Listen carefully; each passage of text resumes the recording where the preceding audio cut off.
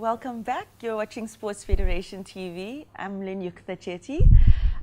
If you missed earlier in the show, we had badminton on, and you can actually like our Facebook page. Our Facebook page is Sport Federation TV for all the insights we've had over the years on all the different sports. So be sure to like that page.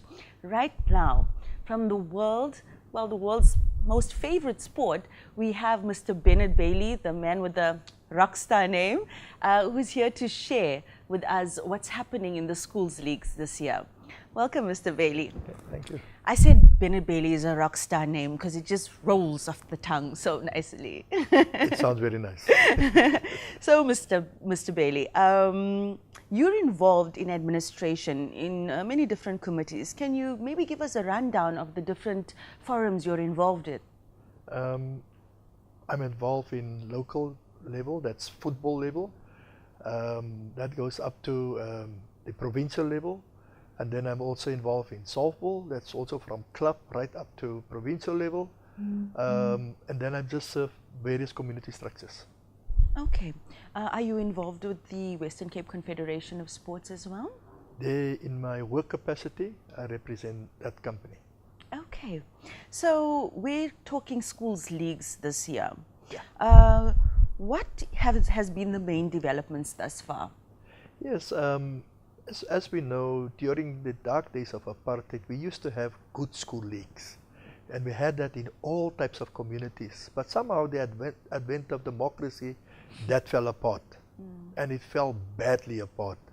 So what the National Sport Plan that was adopted in 2011 said that all school sport bodies must belong to a federation in itself, and they made the federation the custodians of sport to make sure that there's one pathway so that the athlete can travel from primary school to high school to club and then into the national teams. But it's not structures that run parallel with each other. So SAFA has followed that one also. Okay. Yeah. So basically, in terms of the structure, you're saying that all the leagues are associated to federation who Yes. reports to SAFA and then SASCOC. Yes, in our instance, there's a school, the school committees which work in the various zones.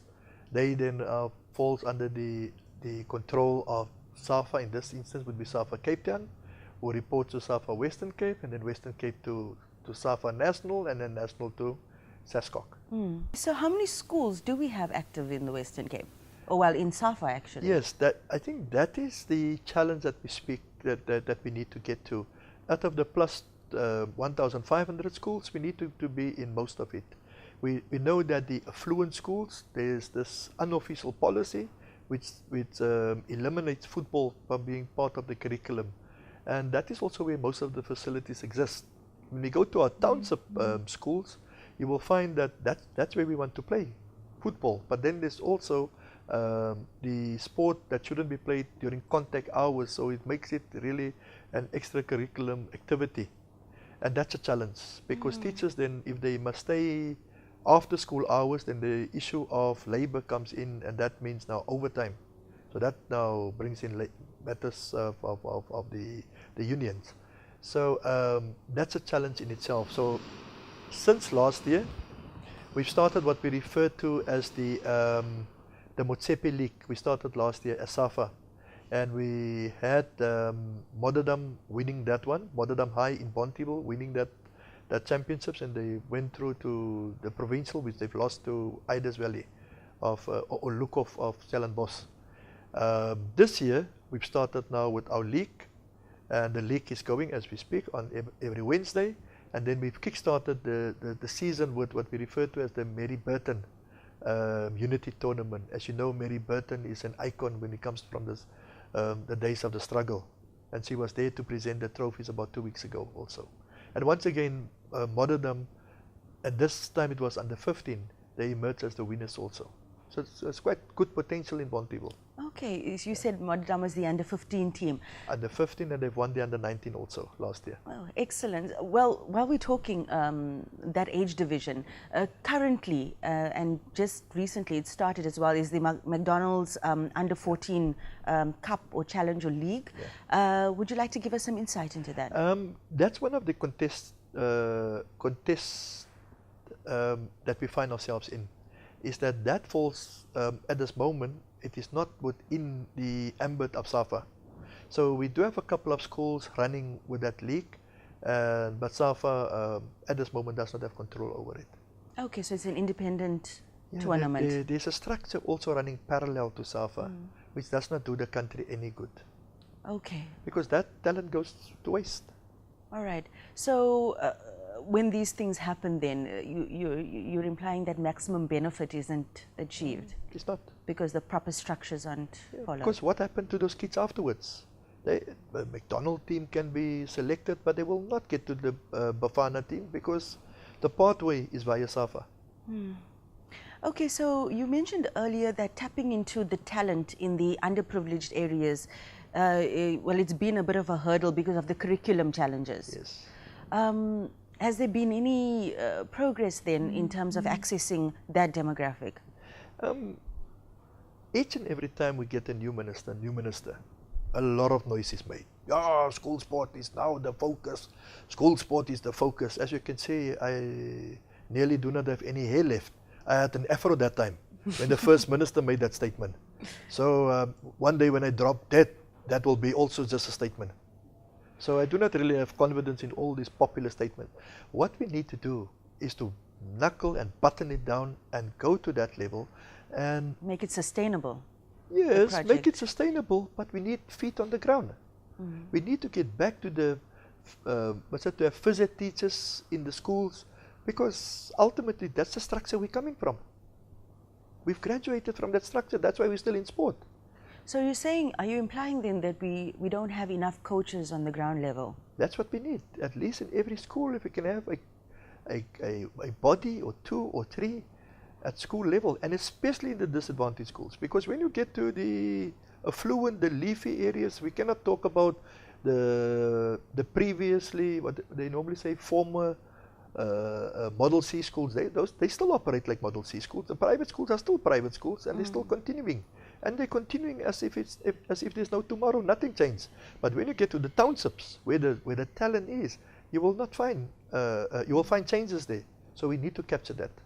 So then who does the onus fall upon to realize the goal of having coaches at every school? Would it be SASCOC or would it be the Department of Education? That's really the Department of Education. Right. But I do not see the appetite on that side. Okay.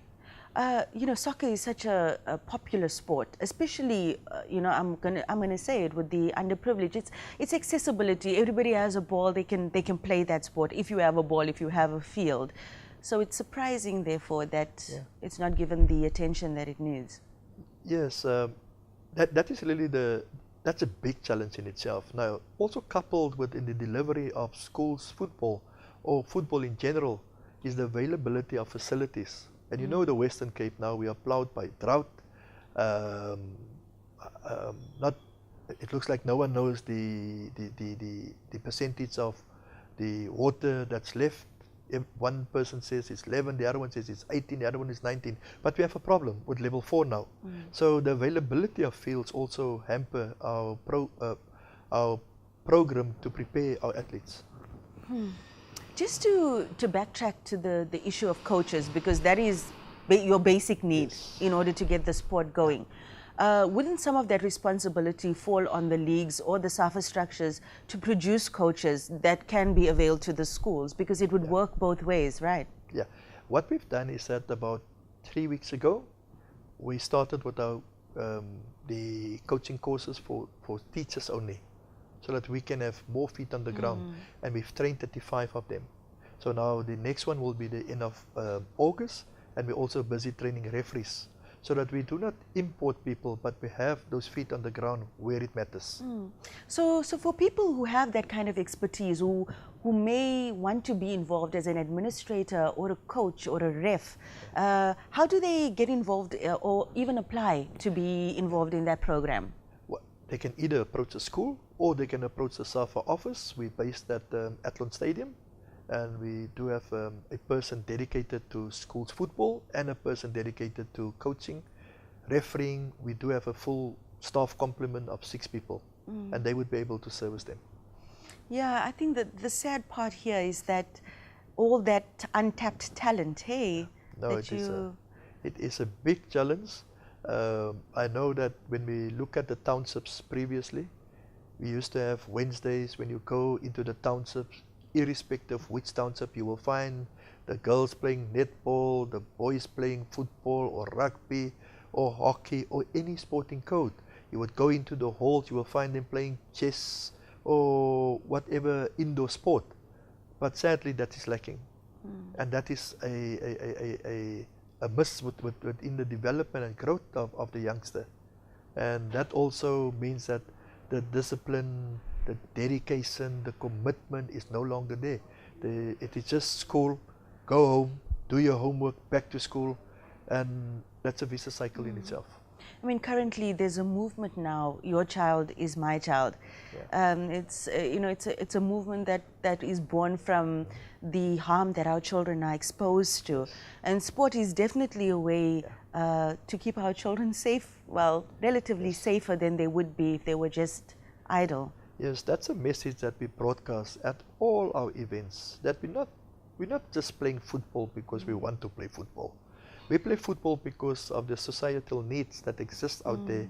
We also see that football as being a social activity, not to take kids off the streets, because gangsters also take them off the streets, but to present them with something else that they can look forward to, and they can look at it as a benefit to all of them. And that's the message that we broadcast. We will not take a platform without speaking about that. I mean, and that's the bottom line for all the sports. Yeah, because if you want to be fit, you can go to the gym. You can join up with some Virgin Active or whichever gym that exists. So for our children that are lucky enough to be involved in an official structure, what are the prospects? I mean, for those coming from, say, less fortunate homes, the prospects of maybe getting a bursary to go to a good school or a university, are they there? Yes, it does exist. We've identified one school as we speak, Grooteskier, as a football focused school, which is being endorsed by National also. So if we have very good youngsters, we can send them to that school. But if a youngster wants to remain at the school where they find themselves and they got potential, then we also have a system through our academy system to deploy them to those schools. Okay. So if they're very good, they can make it to the national team and they can see the world. So the message here is get involved with the official structure so that your children or even yourself has a shot at something better. Yes, because it does exist. There's an under-17 World Cup, there's an under-19 World Cup, there's an under-21 World Cup, and there's the Olympic Games, which is for under-23s, and then there's the World Cup in itself. Okay. So if you're outside that framework, you will not make it. Thank you, Mr. Bailey, for coming in and emphasizing the importance of our children being involved in the sport. And well, like I said, it rings through for any sport. And we wish you all the best with your development efforts. No, thank you, and thank you for the opportunity. It was good to talk about football. As you know, we got 120,000 registered members. That excludes all the unofficial numbers. But besides that, we're saying that we still need to take football to all the corners which exist, because football is the sport of the people, and it just brings something else to our people. Okay. Well, it's now time for our Bashers competition. Remember, Bashers has been around for more than 120 years and undoubtedly one of Cape Town's favorite cool drinks. So if you want to win that case of Bashers, remember to text Bashers to 33090. That's Bashers to 33090 for your opportunity to win a case of assorted Bashers. And congratulations to last week's winner, Denise Slingers. Denise Slingers, congratulations. You can expect that case of Bashers in the post very soon. And Mr. Bennett Bailey, I'm sure you have a bashu story to share with us. Yes, you can. My hairstyles would speak to that. Bashus was normally every week they would drop, or you would order and they would drop it for you, and you pay once a month. You pay your order. But when it comes to Christmas time, that is when you put in the big order. But that is reserved for Christmas. So, and it was, I think the tray was 24 in the tray, and there's about 2 of each flavor or 3 of each flavor. But there was always, I think the ginger beer was the least of it, and that was reserved for the older folks. So therefore today I still drink ginger beer because of that one, and I always wanted to drink with my father. But you'll have to battle a pregnant lady for the ginger beer flavor, hey? And then my favorite was always the iron brew. Okay, Yeah. thank you for that, and thank you for joining us again. So remember, after the break, we've got Clover Just Western Cape joining us, so don't go anywhere.